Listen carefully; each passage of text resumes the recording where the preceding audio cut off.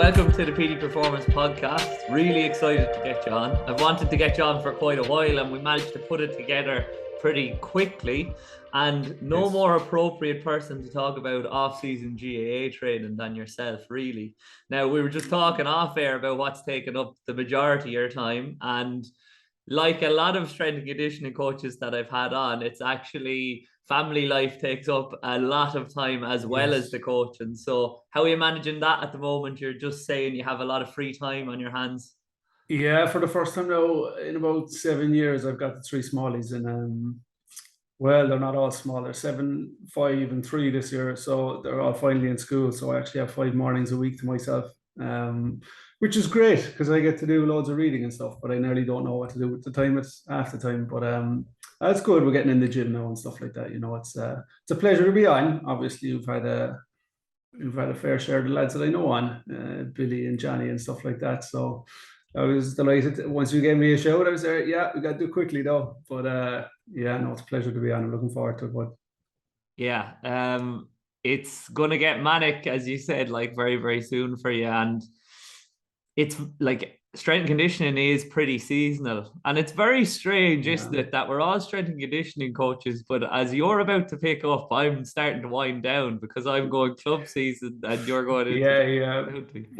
Well, it was funny because like for about 3 years I was involved in clubs and county, and it was like there was never an off button then, you know, and it can be difficult because obviously for the players as well, they're not really getting an off button either. You know, if you are an intercounty player, you are going from club to college to county, and it's like you talk to people, especially if they are intercounty athletes and you're talking about an off season. I'm not sure too many of them have really had an off season. You know, they've always been going in some capacity or another, and this is probably the larger window that a lot of them would have had, like because the way the split season has come in now.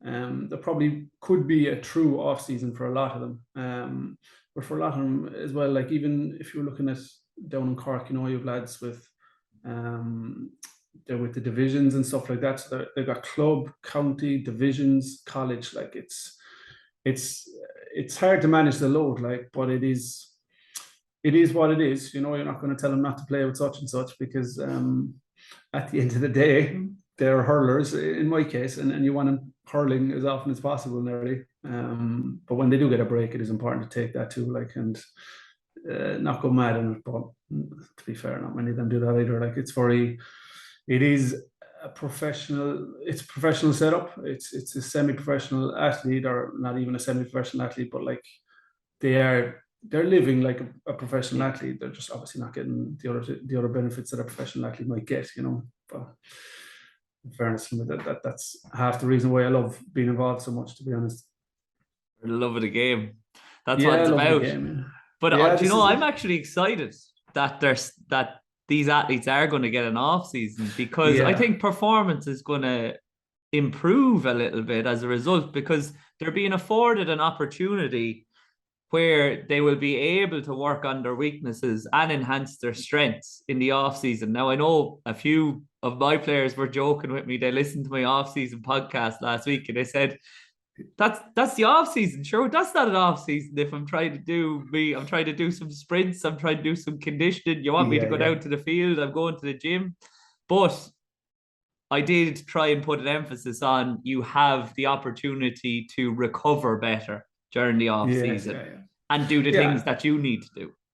Yeah, and I think like with even when COVID was about, I suppose you could argue there was an off season there, but it depended. Like you were hearing about a lot of teams, and look, it's probably, I don't know, a lot of people fell down the hole of saying, okay, let's do 5K times and 10K times, and it depends on how you manage it, you know. And yeah, definitely, most people think an off season is literally I'm turned off now for 6 weeks and not doing anything. But like, if I was talking to my parents, I'd be telling them they should be in the gym 2 or 3 times a week, you know. So when it comes to a high performance athlete or any athlete in general or any particular age group, you'd be saying, look, you still have to go to the gym, you know, we still have to stay on top of some things. But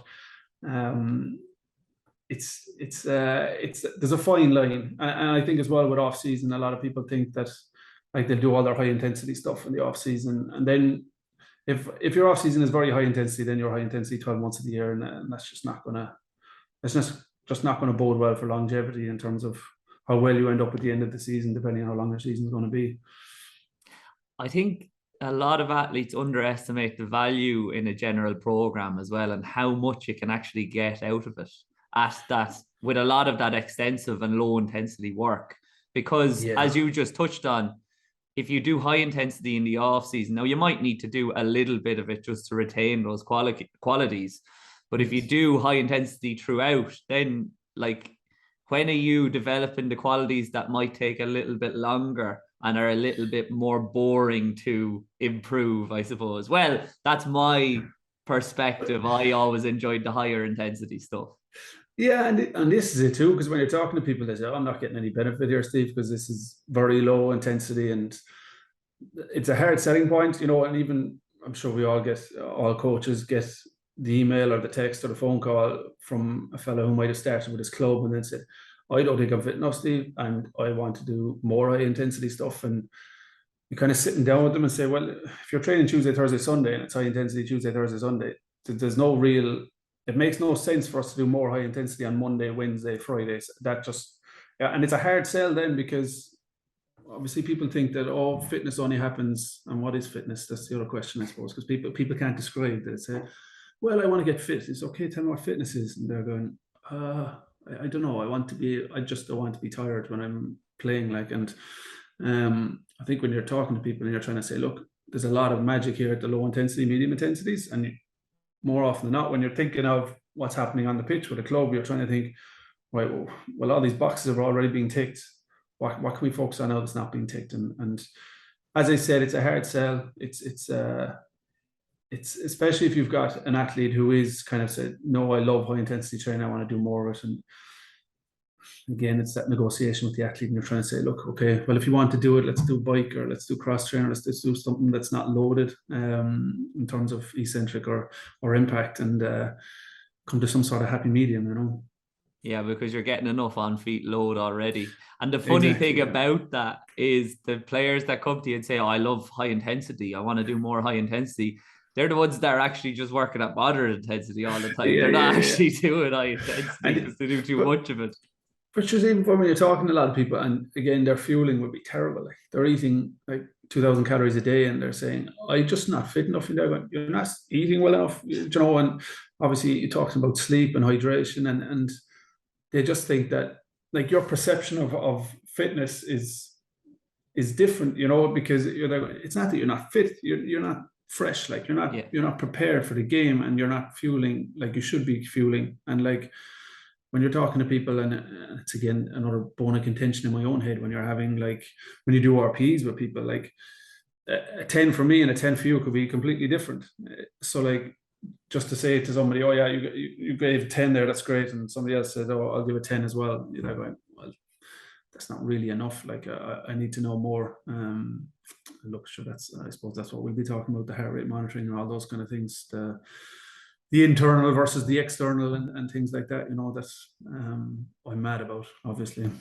Yeah, you love it. And from listening to you, it's something you're passionate about, and it really did get me to question my own process and what I'm going at, and how can I get better, and that is something that I would focus on as a coach, is how can I get better. But sometimes, well, I think I've got it a little bit better this year. Sometimes you're always chasing, right, what can I change, how can I improve? But Jesus, just do what you're doing at the moment and try and refine that and get that better. And you don't need to add anything else.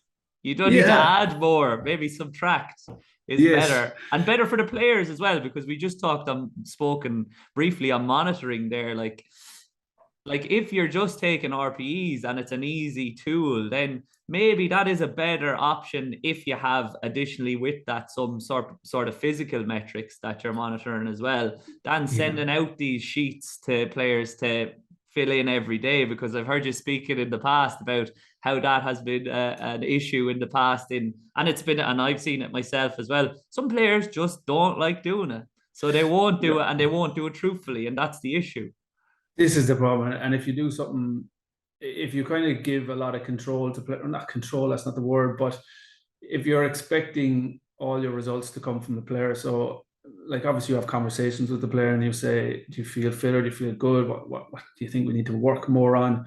But like even things, again, me just going down rabbit holes, like if we filled in, let's say, RPs, the way we're taking the RPs, like let's say, I suppose we would have taken RPs at the end of the session, probably during the cool down. And like if you're taking an RPE, and let's say me and you are both, let's say, hamstring stretching, and I give an RP of an 8, and you're next to me going, oh God, I thought that was a lot tougher than 8, but he's after saying 8, so I'm going to say 8.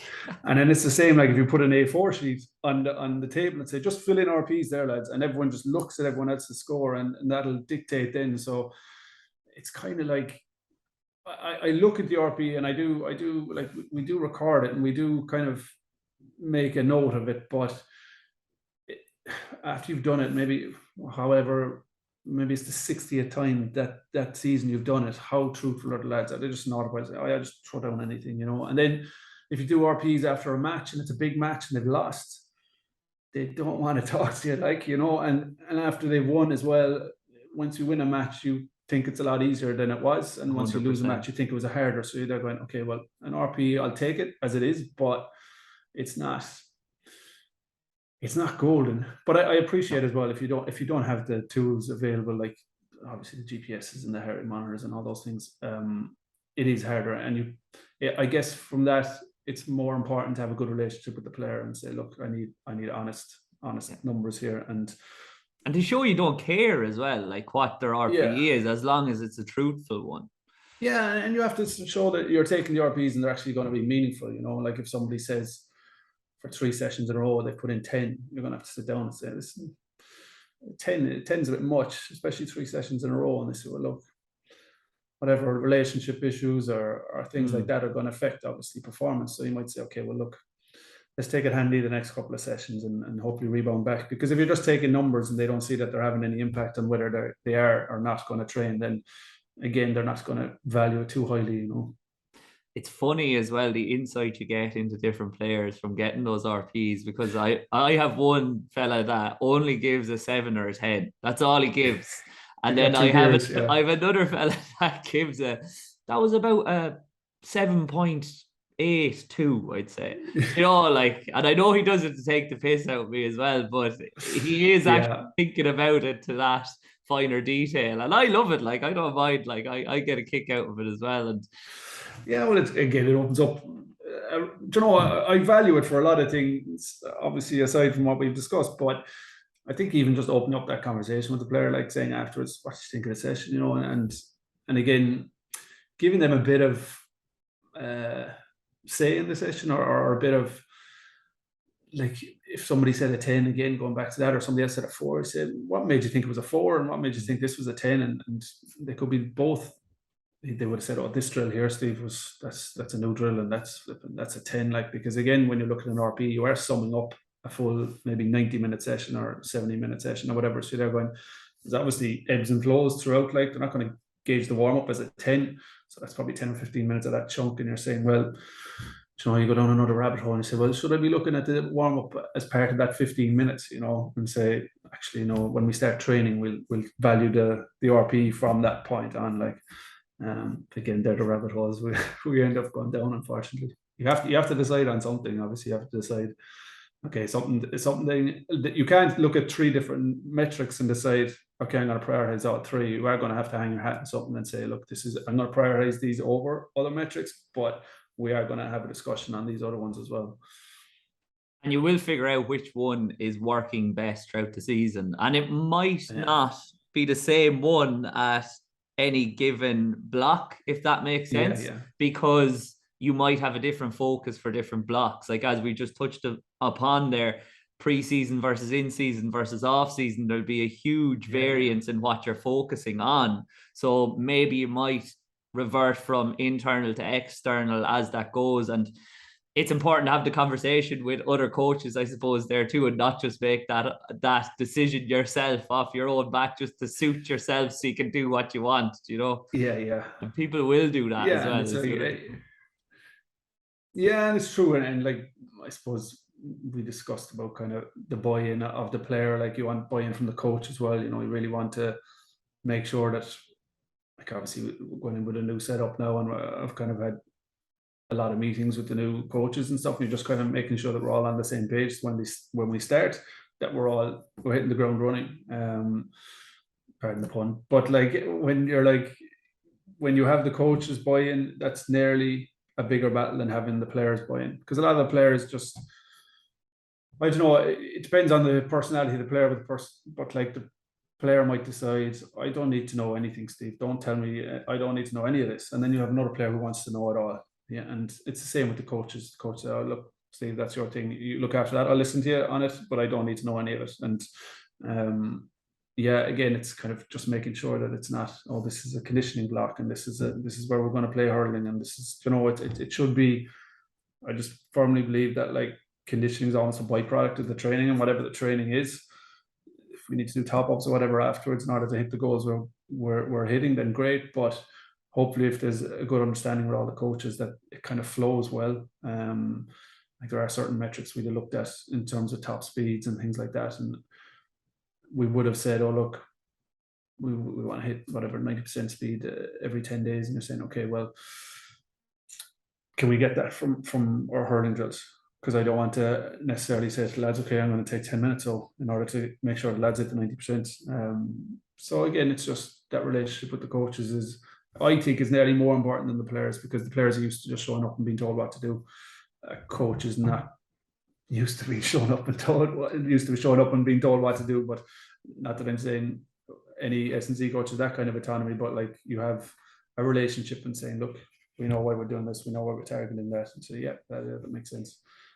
I think as well, because we just touched upon trust as well and gaining that trust. And I think if the players see that the coaches trust you, then they're more inclined to trust you as well. And that goes across the board with the squad as well. If they see that the team leaders then trust you, who may be more inclined to trust you if the head coaches do, because they already have that relationship, then the rest of the squad might be soon to follow as well. And that is it's not really talked about when you're studying, really, is developing that trust and having those relationships and sitting down and having the chats that you just spoken about there. That's incredibly important. And your personal skills are so important as a coach in developing relationships with both your players, your co-workers, etc., everybody. Yeah, like, you know, as the saying goes, culture eats strategy for breakfast. You know, you can obviously have all the boxes ticked with all the numbers that you have in your rest periods and your sets and your reps and all that kind of stuff. But if you don't have to necessarily be buddies with everyone, but they need to know that you have their best interests, you know, and if they know that, then they'll trust you to, you know, again, looking at the live heart rate monitoring and the live GPS. I mean, the players start getting more into it because they want to know more about the numbers and things like that. And you'll say, well, look, this number, like, I think half the battle these days as an S&C anyway is you're the filter. You're not necessarily, like, the information that it's never been more accessible now. We can pretty much look up anything on the internet. Anything is accessible. We can talk about shock method. We can talk about HRV. We can talk about anything, and it's accessible if you just open up Google. And what you're trying to filter out is all the noise that somebody else's, like a small bit of information is a dangerous thing. So you might have one player, he looked up a blog of somebody and said, oh, well, this is actually important, Steve. And you said, well, actually it's not. So you always have to be kind of one step ahead, because the players are getting more intelligent. A lot of, especially with my lads, a lot of them are doing the S&C qualifications and things because they want to go on and be coaches. So you have to be a step ahead and say, look, as long as the lads are coming challenging me, I'm happy for that to happen, because you want to be able to say, yes, that's true, or no, that's not true. And again, that just comes down to that whole trust issue. Say, yeah, look, if I need to improve something, I'll talk to Steve. Or if Steve is saying, maybe not today, maybe we'll do a recovery session, then there has to be that trust as well, that they say, oh yeah, well, okay, that makes sense. Because as I said, I just think information has never been so accessible. But because it's never been so accessible, you're kind of fighting with all the influencers and stuff like that are just getting a small bit of information, and they might have whatever it is, 10,000 followers, and you're saying, right, you're getting information out a lot better than I'm getting it out, certainly, but it's not great information, you know. And that's probably where you're kind of almost fighting fires in a lot of ways, especially with the whoops and the Fitbits and things like that. Now people looking at HRV and not really knowing what it is or what it does or how it measures things, you know. And it's challenging, but it's again, it's just you have the player's best interest at heart, so you need to know all that stuff. It sounds like you've gotten a lot better at that over the years, though, at that conversation. Do you reckon you have improved? And what have you done to improve? Yeah, it's just been, I don't know, so many books and so many papers and so many podcasts and so many courses. And like when I was starting out, any course that was happening, whether it was on in Belfast, whether it was on in Galway, Dublin, England, Scotland, I was going to it. And for the most part, it was good, and especially for networking, which I'd always say to any young coach, like, make sure you're networking, make sure you don't know who you know. You know, in 10 years, they could be giving you a leg up. So make sure you stay in touch with everyone.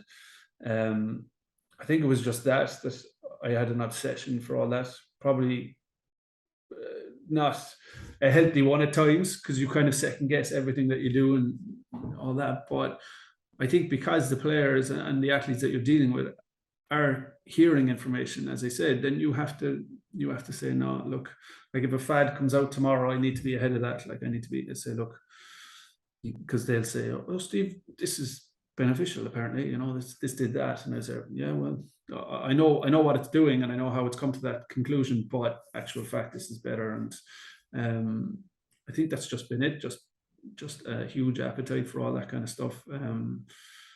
It's kind of toned down a bit now, more recently, as you kind of maybe age, unfortunately. But at the time, like, you just be, yeah, whatever's going on, I'm going to it, and whatever book's coming out, I'm buying it, and whatever podcast is on, I'm listening to it. And yeah, it's again, I suppose you want to make sure you're listening and reading and going to the right people. That you're like, more often than not, I'd go to a conference. There was one up in, there were one up in Santry years ago now, like, and I think there was 10 of us in the room, and I was there going, nobody knows who this fella is. And like, that's just the way it is. And you're there going, you'd go to, let's say, if somebody who has 20,000 followers sets up a conference and there's hundreds of people at it, and you say, well, yeah, but this person isn't as good as this person. But like, again, you're filtering what you think is valuable and what's definitely not valuable, if that makes sense. Yeah, 100%. And I think a very important piece that you touched on there was the listening as well. So you are actively listening to the players. And then I thought it'd be interested to ask, because it seems like players are getting more and more interested.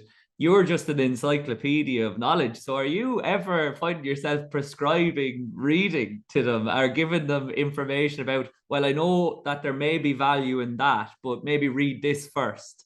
And I know maybe now if I was to do that, lads say, yeah, 100%, they wouldn't go bother reading it at all. Do you encounter that scenario at all? Or do you find that the inter-county player is more interested in actually going and seeking out the information? It's a good question, Pete. Like, you'd find that lads are asking you about books, and there's definitely, we all have books, we have fortunes of books, and you're there going, right, I know there's no, like, one of the lads that I used to work with got onto me a couple of weeks ago and said, oh, Steve, can you just send me on like a basic like physiology book? And then they're going, yeah, we could do that. It was actually started then because I gave away a load of books there a couple of weeks ago, because I did. They were like hotcakes. Yeah, they got hoovered up. And then I made the mistake of like not restricting them to Cork, so I had to post them out to places, which cost me money, but that's grand. That's my own stupid fault. But like, you're there going, yeah, look, we have different levels of obviously detail that you can go into on certain books, and like, when this particular individual got into me, I said, yeah, this is the book I'd recommend, because they're interested. And like, I do think a lot of, as I said, a lot of the inter-county lads are doing the Setanta course. You know, a lot of them are doing the S&C side of things, and you're kind of, I would have sent a couple of books to one of the lads there last year and just said, oh yeah, just take that and sure, give it back to me whenever, because you don't want them like pigeonholed into like this particular way of training, which is another way you can go, like, because it's very hard then to have your own philosophy. Like, because if you learn a course, you're learning the course's philosophy. You're saying the course is saying this is the best way to do this, and it rarely is. You kind of have to say, well, okay, I'll take a small bit of that, and I'll take a small bit of that, and I'll take a small bit of that. But like definitely when I was doing the HRV and stuff, you were with like Joel Jameson and stuff like that, the things he was doing, I still think it's one of the best courses out there. But unfortunately, when people get onto me and say, oh, what S&C course should I do, Stephen? I'm there going, well, I definitely put Joel Jameson's course on it. Like, but if you went down to the local gym, nobody's going to know who Joel Jameson is, and nobody's going to recognize the qualification, even though I think it's worth its weight in gold. But they're the kind of things like when players come to you or athletes and they say, oh, I want to learn a bit more. I say, well, I do this course. If you're not using it to like maybe progress your career, or you don't want to really go into S&C, but you kind of just want to coach a team, then I'd say do the Joel Jameson course. And then obviously you have to do the other courses then in order to be able to work in a gym or a public gym or commercial gym or whatever. So yeah, when players come to you, you kind of, you kind of, again, you don't want to give them complex stuff. They don't need to know the complex stuff. 9 times out of 10, they don't need to know it. But like you'd say, oh look, this is a good blog here.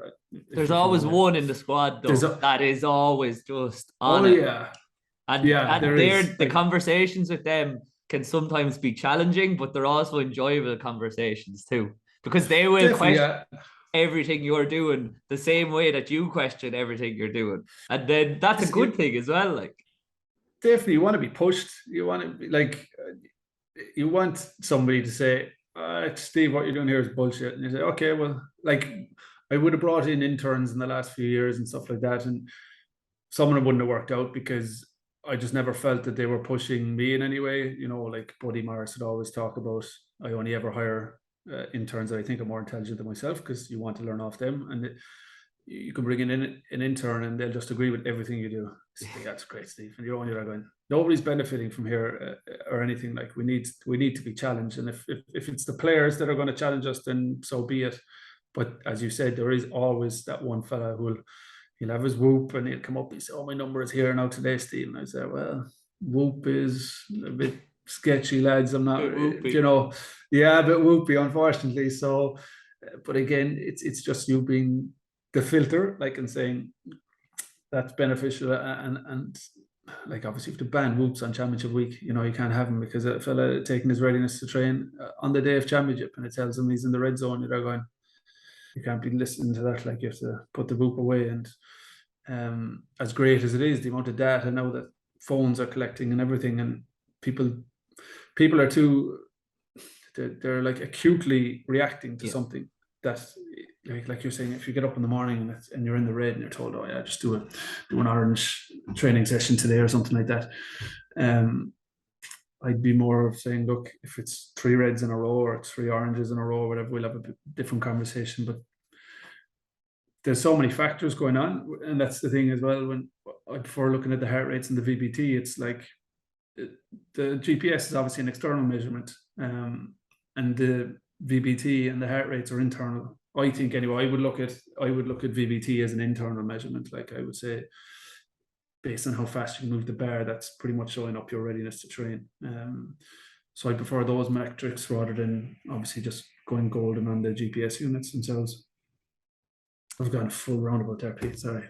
No, that's where we go on this podcast. We go on roundabouts. You've heard of it. You heard it before, I'm sure. But I do think as well, like with the GPS, everybody's investing in them now, and that's great. Like that they're there, but I think there is a little bit of misuse around them. It's changing a little bit now that people are seeing, right, this isn't telling me where the athlete is, etc. It's more like telling me and influencing me in my decisions down the line in the next week and how we're going to train and how effective our planning for the previous session that we just had the GPS for was. Because did we hit these metrics that I wanted to hit? And if we didn't, then, okay, what am I going to do in the next fortnight or whatever in the next block then to not make up for it, but to account for it, I suppose is a better word.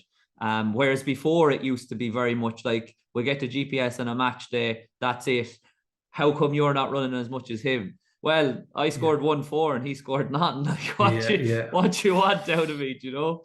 And it's different strokes for different folks. It's different people. Like, some players won't be as active because they'll be in the right position all the time, the more senior statesmen. So do I want them to cover more? No, I just want them to perform at his best. Yeah, and this is it. Like, and when you're looking at, again, the GPS, let's say for argument's sake, if you've planned in your head that they're going to do 1,400 high intensity meters that day, and however amount of sprint meters, that's a plan then that would, in my head, be similar to saying, okay, you're going to do 100 kg on Tuesday on a bench, and you're going to do whatever 90 kg on a Thursday. Those numbers aren't affected in any way by the player themselves, like, as such, because if I had to do a 5K today and I have to do 5K tomorrow, I'm obviously going to get two different times based on my readiness to train, but the GPS is still going to say, you did 5K there and you did 5K there. Okay, great, we've done 10K for the week. And it's the same with when you're in the gym and you say, look, 100 kg on a Tuesday doesn't necessarily weigh the same as 100 kg on a Friday. They weigh the same, but it's like, it's not going to have the same training effect based on readiness to train. And that's again why I love the heart rate monitors, the live heart rate monitoring that we have.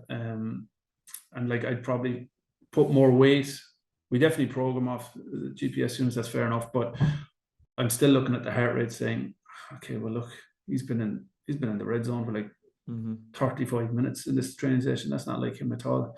And we have a conversation, and again, I always say to people, like, there's 168 hours in the week. You're probably going to be on the pitch with the players a max of 6 hours. Like, there's 162 hours unaccounted for. What are they doing for those 162? And are we putting way too much weight in the 6 being the big, massive training effect when that particular individual might not be, again, sleeping, eating, drinking properly and things like that? So it's again that external, internal, subjective, objective kind of thing where you're saying, okay, we will chase these numbers on the GPS, but like, what effect is it having then on the player afterwards? You know, maybe if you do a really heavy session on a Tuesday, some lads might recover better than others on the Thursday based on their fitness levels in general. But we need to be looking after them and saying, okay, the really heavy session Tuesday, really heavy session Sunday, we're going to kind of taper back here on the Thursday or the Friday, whenever you're going to train.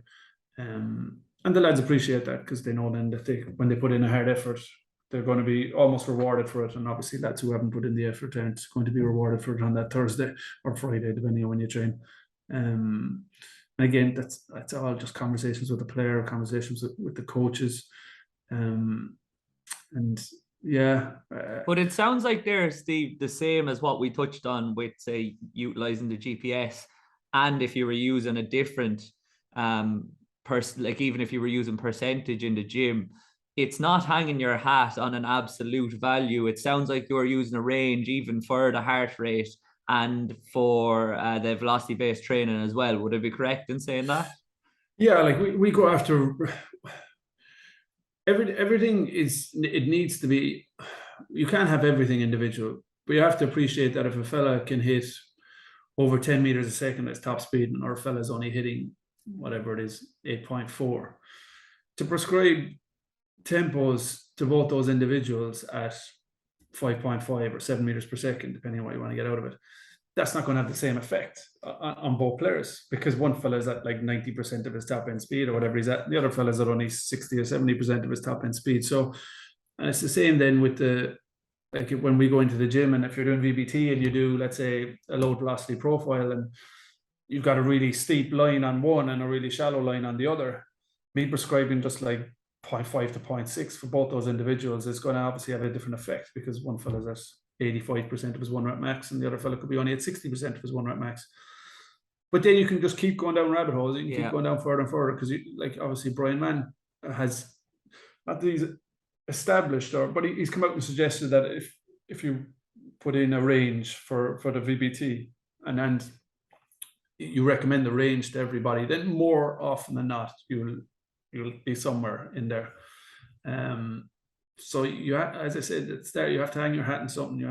But you have to realize as well that, as I said, like, if you give one speed to me and one speed to you on either the GPS or on the VBT, just because we've looked at speed doesn't mean that we're running at the same intensity, if you get me. So when people are let's say doing loads of tempos at, I don't know, 5.5 meters a second or something like that.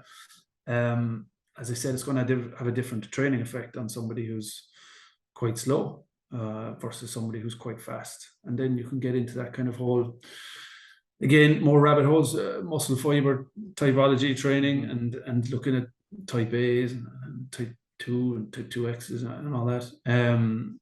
It's just, it's a minefield. It's what it is. But like, again, it's just that you can't control everything. And maybe at the very start when you're training, you just said, "Oh, just tell me how many sets and reps I do, and see will I get a good training effect out of that?" And you're there going, "Well, 10 years ago or 15 years ago, I would have said, yeah, whatever, 3x6, 3x8, 3x10, 3x12, periodize it that way." Whereas now I'm saying, well, I'd sooner use reps in reserve and use VBT than like prescribed percentages. Like, there's a very good paper out there by Bianco, I think, on VBT, where they actually tested across the 4 weeks. They tested the individual's 1 rep max every day, doing submax VBT, and then the other group were just, they did a 1 rep max test, and then that 1 rep max dictated their 4-week block. And you see like that every time the athletes came in, their 1 rep maxes were different the whole way through. And it's the same, like, I mean, when you're doing lactate thresholds, or you're doing VO2 max, you're doing resting heart rates, or 1 rep maxes, you're different every day depending on your readiness. So we just have to try and hopefully throw the dart, and it'll, as long as we're in the range, we're okay. But like, you can't be exact. It'll never be exact, unfortunately. I've kind of accepted that now in my age. I was just about to say, it sounds like you're talking about going down rabbit holes. It sounds like you've come to this final conclusion and this final viewpoint where you're focused but relaxed, I would say, is probably the way to put it, because you have gone down the rabbit hole of being hyper focused on individualizing previously, and we both know how hard that is with 30 fellas or girls in a group.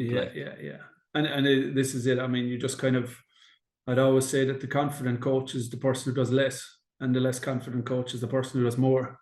Because it's easy to do more. It's easy. We just keep training. Where it's a much harder conversation with an athlete or coach to say, "I think you've done enough." That's a harder conversation than saying, "We need to do more." And especially in the GAA. Especially in the GAA, the quotes. I'm sure we've all had the horror stories about it, but it is what it is. I mean, what did they say? They say it takes 7 years or something, isn't it, for like a study to hit the mainstream or things like that. So hopefully I'm 7 years ahead, but I doubt I'm that far ahead. But it's like, I appreciate as well, and I talk to people a lot about it, like, if you're in the dressing room, most of the people, 95% of the people in the dressing room are volunteers, and obviously we're not volunteering, and it's a huge,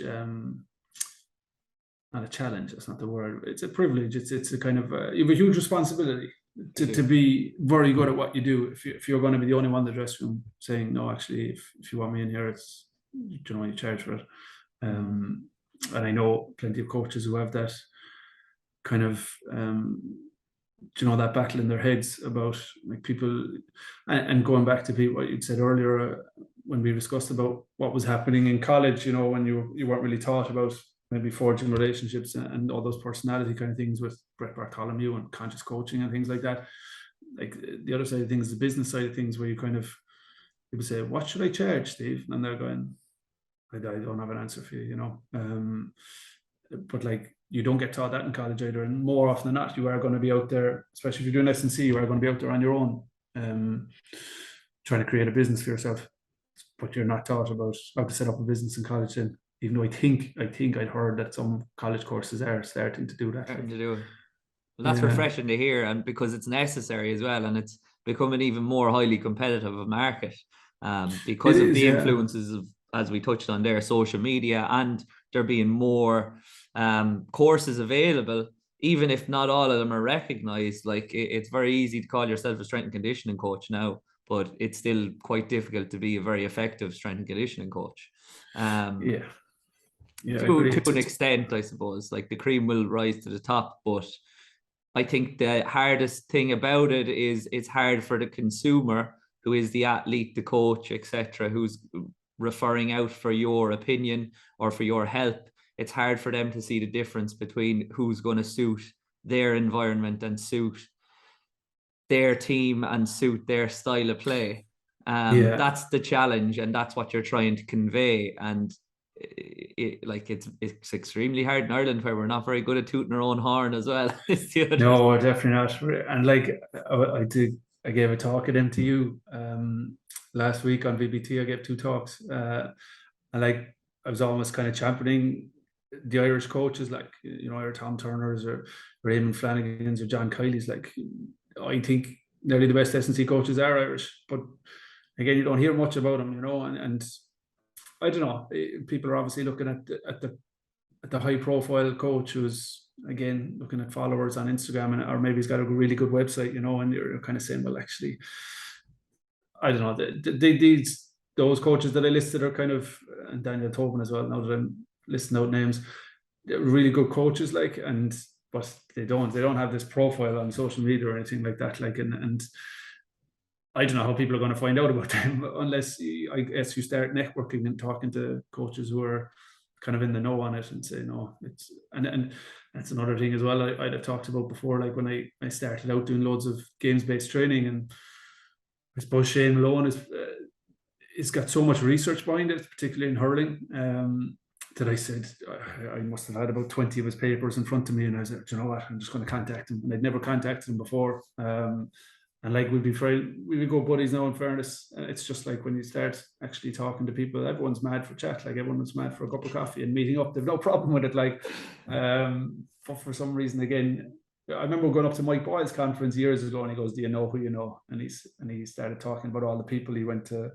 college with, and he started listing out where they were, like, and they were all at these elite places. And he said we kept in contact, you know, because networking is important. And a good buddy of mine is with another inter-county team, like, and we just ring each other on a probably weekly basis, I'd say, and he just bounces ideas off me and I bounce them off him, because it's just important, like, that you kind of, you're having that conversation, and that you're keeping ideas open, and listening to what other people are doing as well, because God knows we're not doing things perfectly, like. I think the hard thing as well, especially in the industry that we're in and in the country that we're in, is there's still that mentality of, geez, what are you talking to that fella for now? Like, don't be giving away what we're doing, like, yeah. Because it's very much like parish against parish still. Like, if he's down the road, don't talk to him. No point. Like, yeah. He'll only be stealing stuff off you. And at the same time, I don't know why it is, but you think, like, if you're going to reach out to these people, oh sure, he's just going to think, who the hell is this fella? I'm not talking to this fella. So it's a hard one to do, but I think if there is a message for young strength and conditioning coaches coming through, it is, do reach out. Even to just myself and Stephen on LinkedIn. Exactly, to just drop us a message, we'd be willing to have a chat with you. But this is it, like, you'll always learn something off somebody, won't you? And like, I don't know, it's you're right, you're definitely right that, like, I don't think I've ever actually reached out to somebody and they didn't say, yeah, let's meet up, you know. It was always kind of, oh yeah, whatever you want, Steve, where do you want to go for coffee and things like that. I don't think anyone ever said, no, couldn't be bothered, you know, don't contact me. But again, it's just making sure that you're kind of the lads who do get on, to just be in contact with them all the time. Then, like, as I said, now I'd be always in contact with Shane as well, with all his research. And actually one of the lads who's with Cork with me with the GPS is Connor, like, and he's starting his PhD in TUD. So these are good lads to know, you know. We're just touching on Shane there, and I did want to talk a little bit about games-based conditioning, because that is an area of interest, especially, and an area for growth and development in the 2 games at the moment. And I think more teams are seeing the value in it now, and the value in having a strength and conditioning coach on hand almost continuously, rather than getting someone in to just, excuse the French, run the bollocks off the lads for the preseason and then never see them again. I think they're seeing that, look, this fella can have an input in what we're doing in training and how we want to play. But it's still a difficult conversation to have. And I think what makes that conversation a little bit easier, what I wanted to ask you about it is, how important do you think it is to actually understand how the games are being played and how the team wants to play the game to then have an input in how they are training and how they are doing this games-based conditioning? Yeah, it's a very good point, because I think now it is starting to, everyone's doing it, everyone's doing, oh, we do games-based training, Steve, or we do small-sided games, we do medium-sized games, we do large-sized games. I think, like, when I started off, we would have done the kind of 4v4s and in an 80 by 20 box, and we'd have done some stuff to kind of customize what was going on. But I just felt that, excuse me, when I'm looking at a program or when I'm looking to implement something, I always look at, okay, how many boxes are we ticking and how many have we not ticked? And if the only box we're looking to tick is VO2 max and 90% or 95% max heart rates, then you're there going, okay, well, that's we can do that with anything. You can do running, you can do small-sided games, a really small area. But obviously getting 90% max heart rate is different if you've got a big open space on 4v4 versus if you've got an enclosed space of 4v4. And I started going down again the rabbit hole, I guess, and I've talked about it before, about chatting with my buddy Al Dunton and Ed Collin and people like that, and kind of saying, well, look, if I'm going to implement something and we do know I'm going to, like, you're not even going to have 6 hours in the week, because you're not going to do 2-hour sessions 3 times a week. What are you going to have? You might have 4.5 hours a week.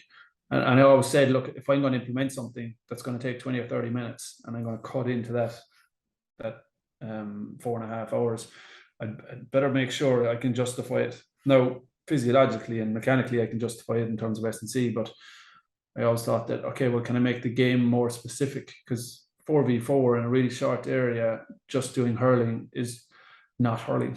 Because when you're watching lads, they're in such an enclosed space, they don't have the option to like puck the ball 60 yards because not enough space there. So all they're doing is hand passing, because they barely have enough space to do a stick pass. Like, there's barely that there because it's just so condensed. And you're like, going, well, is that going to happen in the game?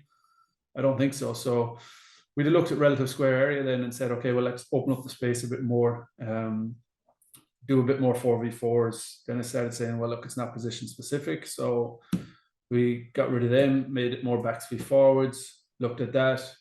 At the time I was with a club, I was with Blackrock, and we got the GPSs on it for my buddy with Connacht. Barry O'Brien came down and put the GPS on the lads, and I said, okay, the stimulus is a bit high here on these ones because we're maybe going a bit too long on the games.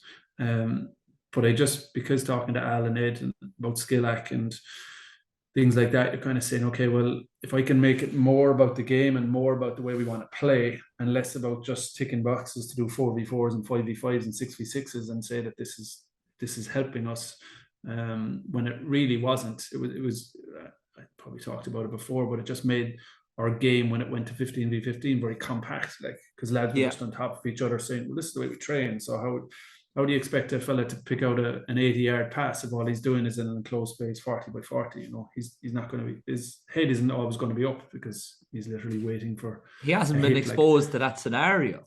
Exactly, and even little things like okay, when you have your midfielder who has to communicate with his half forward line or his half back line, are we exposing lads to being used to those kind of calls? So if it's not position specific, I don't know. I'm coming less and less away from the whole small sided game approach and kind of looking more towards, okay, let's put them in their positions. Not that you'd always be. I think there's value in it though, but as we touched on earlier, maybe at different stages of the season. Yeah, well, like, the thing with doing small sided games as well is that you're going to have a huge mechanical loading from X cells and D cells.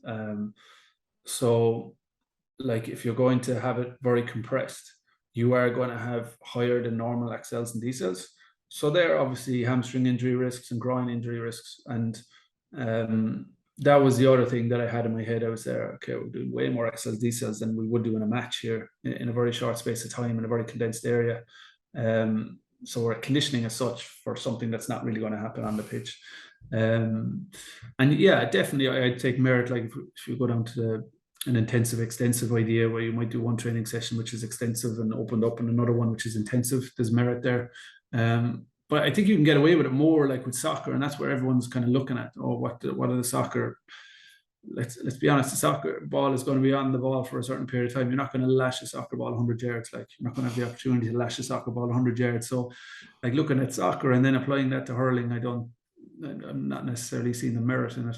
Through the 90s and 2000s now, Ireland were trying to lash it 100 It's changed now. Jack, what did Roy Keane say? He said he used to get a sore neck while he was playing for Jack Jarvin because he'd watched the ball go over his head so many times. But yeah, it's again, as you touched on, it's the way, what way do we want to play the game? Okay, well, let's try and, okay, do we need are we going to be looking at a lot of sprint meters here for certain positions? Right, we need to train for that.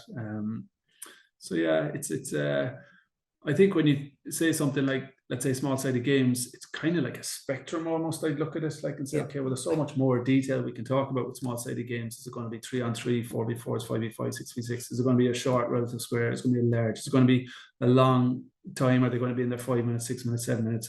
Are we going to have a short rest period? Are we going to have a long rest period? And like, just to say, oh no, like, more often than not, when you're watching, let's say, a coach just say, oh, we do small-sided games, or we do games-based approach. And then you watch it, and says, well, where are the boundaries? It's, oh, there's no real boundaries. We just kind of throw the ball in, okay, or if we position set up. No, there's no positions. It's just like possession games. And again, you say, yeah, that's ticking boxes, but it's missing boxes as well that we need to maybe be wary about for like scoring the next part. Yeah, like exactly, like scoring, like all the other stuff that's so important. And it's I don't know, it's again, even like, I've gone down the rabbit hole in the last few months, I suppose, about game sense, and Richard Light and Evans about their research with the All Blacks and things like that, about their approach to a games-based training. And a lot of it is involving the players more, asking more questions of the players, and asking, giving them more onus over the training session. That's the rabbit hole that I'm down now. But yeah, as for the small-sided games, yeah, when we started off, it would have been, oh yeah, the lads are getting good benefit here. They're all on their knees. This is pretty good. Like, and they're going, we can do it in other ways. We can say, look, there's a better approach to make on this, and not just, let's say, seeing a paper or reading a book and saying, right, let's carbon copy this and this will be fine. Yeah. But it's all how you apply it, and that's something that's kind of been a theme throughout our conversation here. Is you can have all these influences, but what's going to work for you? And sometimes it can be difficult for young coaches to go their own route and be confident in going their own route and integrate the stuff together, I suppose, because they'll see the way Stephen is doing it, and they'll say, well, this is the only way we can do it.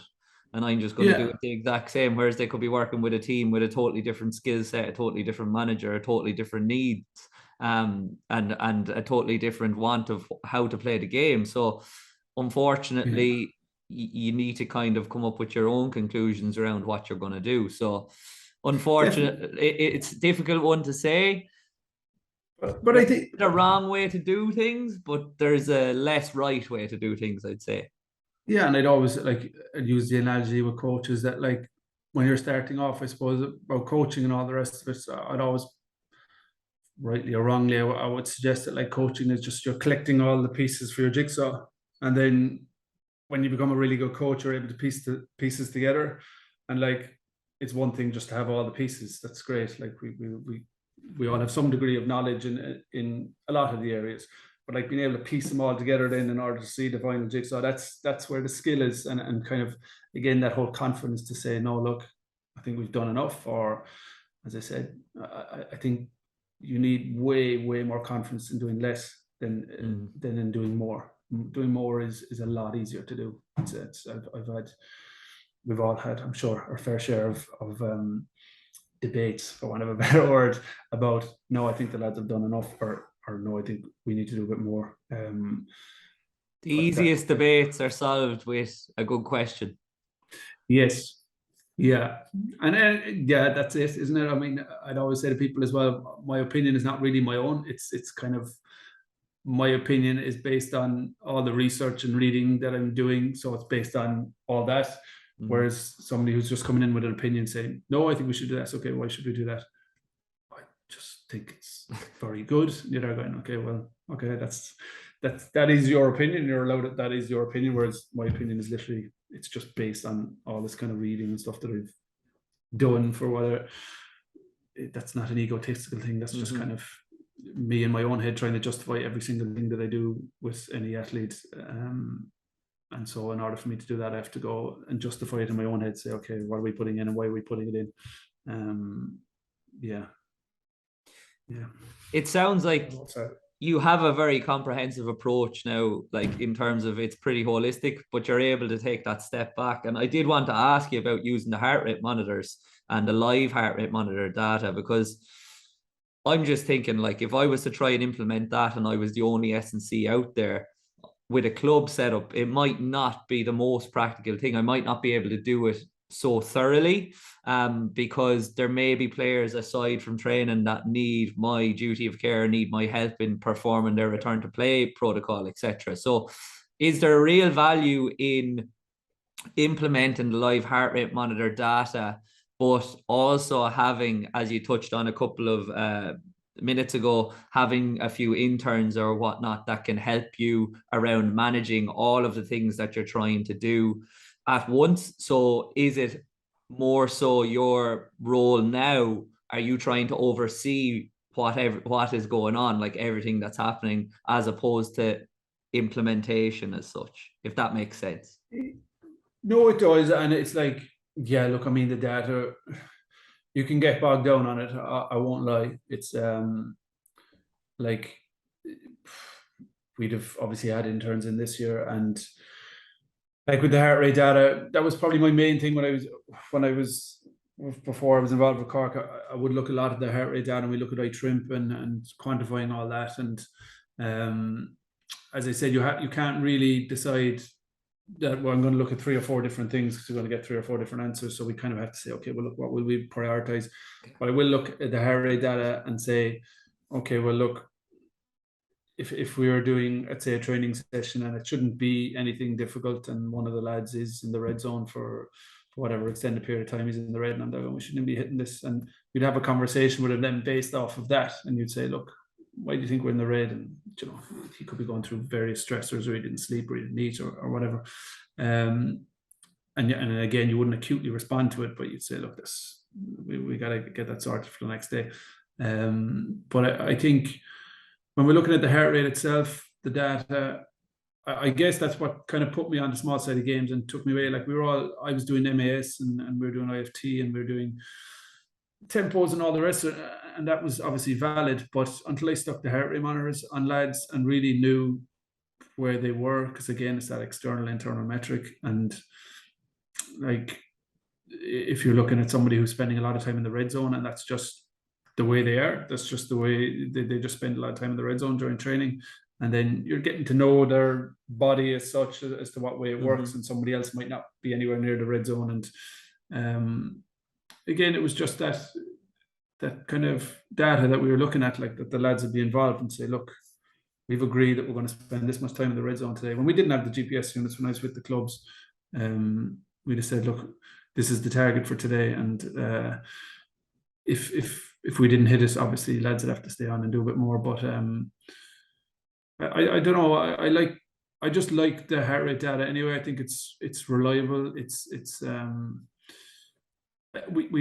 don't prioritize as much as I do, or I used to, but I still definitely look at it and say, and get to know the players and say, well, he's not normally in that red zone all the time, and if you're doing maybe some max fitness tests, you can kind of make a call as well on it. But that was my question that I was going to ask, was having that insight into the individual players and having that data that is there in front of you, does it make the conversations around fitness testing with the coaches a lot easier? Because we both know that many coaches can get very hung up on fitness testing and trying to fitness test throughout the year, or even many times within a preseason.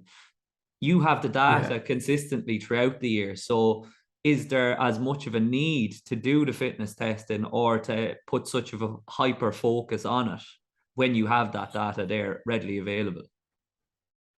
In my own head, like honestly, I don't think there is, but I know then that if you're dealing with coaches and dealing with athletes, they want to know, and they're not going to accept the fact that Steve's done loads of research and he's going on there, he's raving about how great the resting heart rates are at and our heart rate recoveries are at and our submax tests are going. He's raving about that, but that means absolutely nothing to me, and I need to know where I'm at. So there's a huge thing there where it's kind of, yeah, we're going to do a fitness test here and here, and that's, I don't mind doing that at all, obviously, but I take confidence in myself, knowing that if I need to, let's say if you do a fitness test, how often would you do a fitness test? I don't know, let's say every 8 weeks or something like that. There's a big window between in 8 weeks to realize that, like, if you do a fitness test and then 8 weeks later realize that, gee, because we haven't moved here in the fitness test, this isn't good. But as long as I know the way I'm collecting the data, what actually I can action on week 1, 2, 3, 4, 5, 6, and 7 without waiting for week 8 to tell me that this is not going to go well or didn't go well. So I take confidence at myself, but I do know that look, things like fitness testing and all the other strength testing and things like that go with that. Like, I mean, with the VBT again, we don't often have to strength test because we can just use the VBT to predict it. So that's for me in my own head then to know that actually we're good. I mean, we're lifting weights faster, so we're getting stronger. But definitely there's merit then saying, look, we'll do a strength test, and hopefully the strength test is just reaffirming what you already knew, as opposed to you finding out 8 weeks later that these lads haven't moved in terms of their fitness numbers. So I suppose I think for the lads in their own heads to know that, yeah, I did a fitness test on this date and I was at this level and now I'm at this level. That's all they want to know. Whereas if you go up to them and say, your heart rate recovery is unreal, it's actually really good, and they're going, what are you talking about, Steve? You're just there going, I think it's more for me than that kind of stuff that, yeah, I do think it's an essential part of the whole psychology, and I'm getting mad into it now these days about the culture within a group, and about if the player thinks he's fit, then more often than not he's fit. If he has any doubt whatsoever in his head about anything that we ever did, then it's obviously going to come to fruition when you're playing. Like, you're going to say, well, actually, the stuff that I was second guessing, I'm now pretty sure I was right about, and you find that out in the middle of the pitch, it's not good. So we involve the players 95% of the time. You say, look, we're here, now we're here. They may not know what the numbers represent or what they are. They just see that the numbers are improving. They say, okay, thanks, Steve. It's just that kind of thing again that I just think it's a part of training, isn't it? So people expect you to do a fitness test. And there are merits to it. I mean, fitness test is, let's be honest, depending on the fitness test, it's going to be a psychological battle as much as a physical one. Like how willing are lads to push themselves, and then if you have the heart rate monitors on him and you say, gee, but he didn't even push himself, he might have got a poor score, but then you look at the heart rate monitor and you say, he wasn't even in the red zone for that long. He's just decided he doesn't want to show up today, so it's kind of, it's knowing that as well, I guess.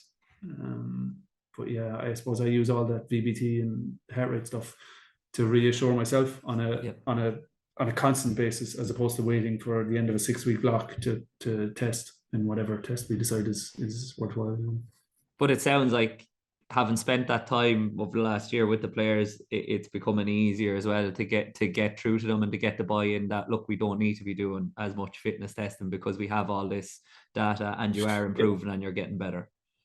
Yeah, and like as I said, we do, even when you're talking to players, we'll celebrate those wins, like without actually, like we don't want to wait till, like you don't want to wait till the day of championship to find out that you're gonna, that you're ready to win the match or whatever. You want constant feedback. So the coaches are giving players constant feedback, saying that was really good. That what you did there was. They all want feedback. Obviously, they want that kind of thing. So we just try and do the same with the fitness and strength side of things, and just give them constant feedback and say, look, this is brilliant. This is, because as I said, you want, like that book that I recommended before, Endure by Alex Hutchinson, kind of changed a lot of my thought process with regards, again, the central governor theory with with Tim Noakes and all that kind of stuff like that. The mind decides what the body's going to do. It's not the other way around.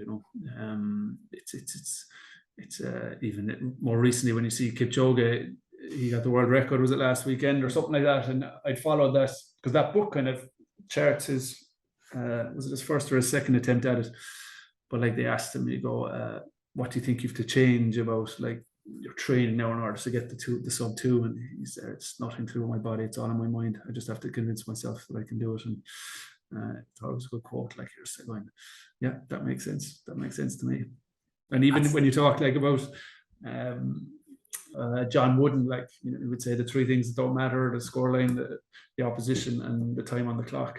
But I'm sure it's very hard to do it. And I'd even have it in my head like that when, let's say, if you're doing an in-house game or whatever, and it's 15 on 15. In championship, you have a scoreboard in front of you, and you're looking up and you see, we're up by 10 points. It's only 5 minutes to go. Probably have this in the bag, and you might see somebody stepping back, like, or you see a team going in at half time, and two teams going in at half time, and one team is getting fucking absolutely railroaded, like they're about, let's say, 10 points behind, and the other team are obviously 10 points up. There's two interesting things going on there. One team's going into dressing room saying the game's over, this is in the bag, and the other team's going into dressing room, and they've got to change that philosophy and say, okay, we're 10 points down. And then when they come out and they come back and they say, oh, this other team just fell apart, and said, no, they were so confident when they went in at half time that they thought the game was over, and this other team said, no, it's not over yet, lads, we're going back out and coming back. Again, overthinking everything, but that's unfortunately the way it goes. I agree with everything you said, but you're kind of touching a nerve there because we had the county final Friday night and something akin to that kind of happened. So it is a very profound way to move on to our quickfire questions. So, and I'm a big fan of John Wooden myself, and that quote from Kipchoge is fantastic as well.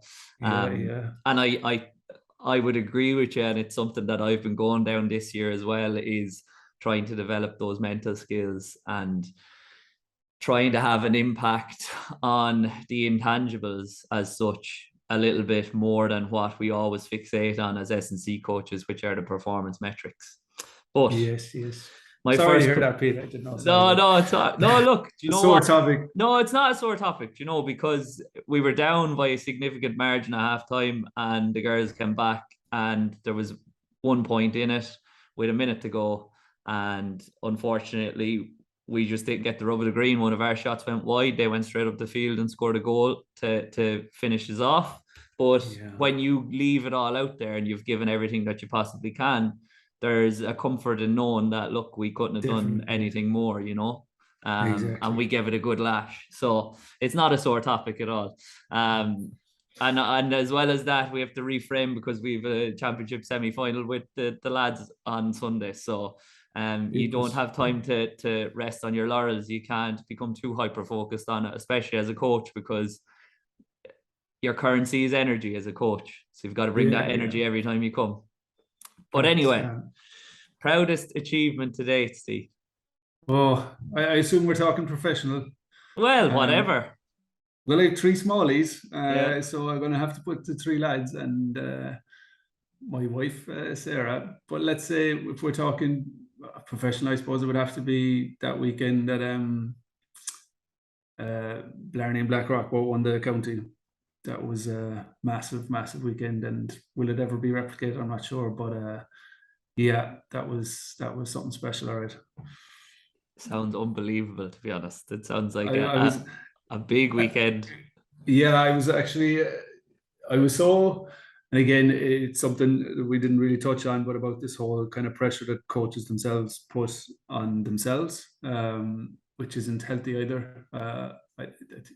Blarney won on the Saturday and Blackrock won on the Sunday, and I was sick then from Tuesday till Friday. The body just shut down. Said that's enough stress out of you, Steve. So I think of it. I was just, it was emotional, obviously, but like whether that's a positive, it can also be a negative. If you're putting that much pressure on, and it's egotistical in a lot of ways as well. But that was obviously a massive weekend that weekend.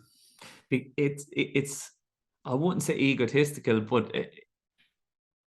it's a little bit of an abnormal thought pattern to think that you're going to have that much of an impact because you've already done all of your work, and that's easier said than done to take that step back, isn't it? Yeah. Like, But you're always thinking as well about, like, when you lose a match, let's say, you're always thinking, what did we miss? What did we miss? And then you go through it in your head, and like, that's always the thought, like, because if you go into a final, let's say, and you win, obviously you think that whatever we did was great, you know, prep work and blah blah blah, and all the rest of it must have been on the money. But like, you only think about it when you lose. You say, okay, there must have been something we missed here. And it's tough, like, because even when you're talking to the players, and whatever stresses you're going through, they're going through way more. And like, you're trying to, obviously, you're trying to have conversations with the players about their own prep for that week, and whatever it is. And some players might not eat on the day, like, they're just so nervous. So we'd have to put them on smoothies and things like that in order to get something into them. But yeah, it's obviously a huge relief when you win. But when you lose, you just think, yeah, there's obviously something that we didn't do right, and there's just so many other variables there. You can't be thinking that you've missed that much, like. But yeah. well, if you treat yourself and talk to yourself in the same way you would talk to a peer or somebody else, like, in that you did your absolute best, you couldn't have done any more, because what you did at the time you thought was the best thing to do all the time, because everybody has the athlete's best interest in heart and thinks what they are doing is the best thing to do. So if you reframe it that way, then it's even funny though, when you're talking to people, or any experience you've had yourself, and you win something, like, it's only maybe 12 months later they're going, jeepers, I'd never do that again. You know, the way you train them, you know, you're going, it was madness, it was a minor miracle they won that. You know, it's kind of all that, and that's, you know, the way the saying goes, like, if you're, whatever it is, if you're not, embarrassed isn't the right word, but let's use it for now. But like, if you're not embarrassed about the training you did 12 months ago, you obviously haven't learned anything, you know. So it's absolutely that kind of thing as well. Like, yeah. Right, favorite athlete of all time? Oh, I'd probably say Muhammad Ali. I'd probably say, I'm just fascinated by him anyway. But and I've got plenty of books on him. Just the whole thing about what was going on externally with him, and things like that. And the problem with all these people is, socially or personally, they're maybe not the greatest role models, but like, anything, what they're doing obviously in the sporting arena is different. But like, look, I suppose every Cork person as well says their favorite person is Roy Keane, like, with what he achieved. But yeah, of all time, it's probably Muhammad Ali, right? But when you're selecting somebody like that as well, they obviously are going to have some values that you admire, and then they'll have some that you don't, like, because no two people are the same and we all have different values. So it's okay to admire people for certain values and not for others.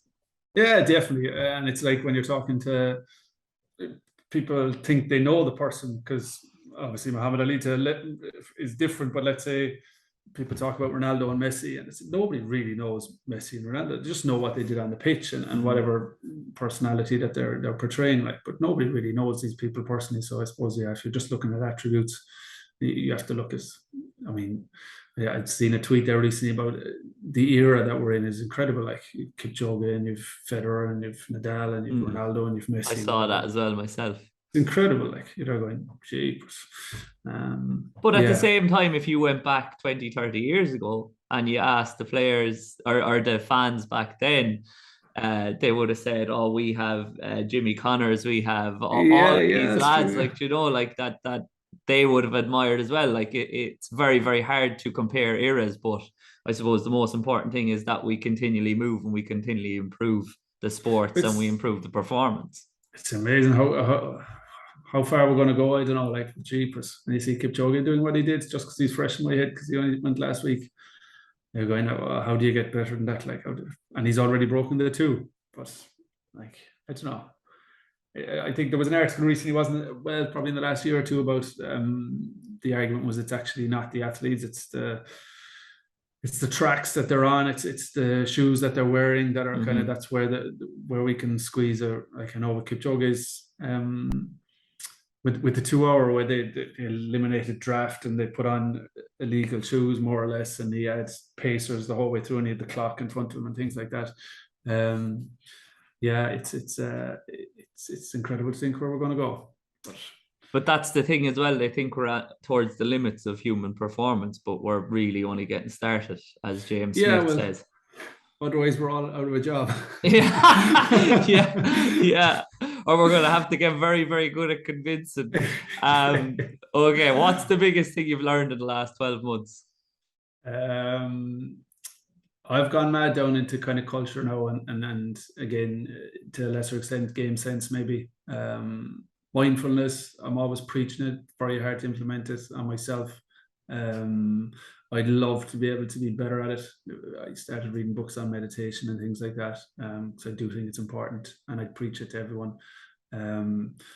But then when it comes to obviously yourself, that's where you need to start making improvements. And I'd have looked into that a lot more, and I started to put more merit into that. And just culture in general.